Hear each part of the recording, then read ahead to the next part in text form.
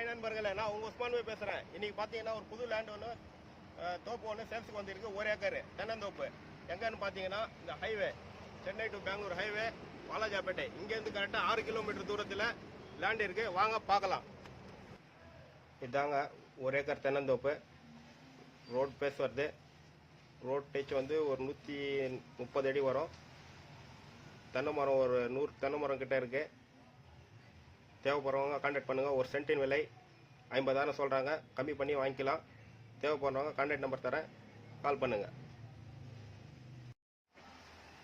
Contact number 7010251569.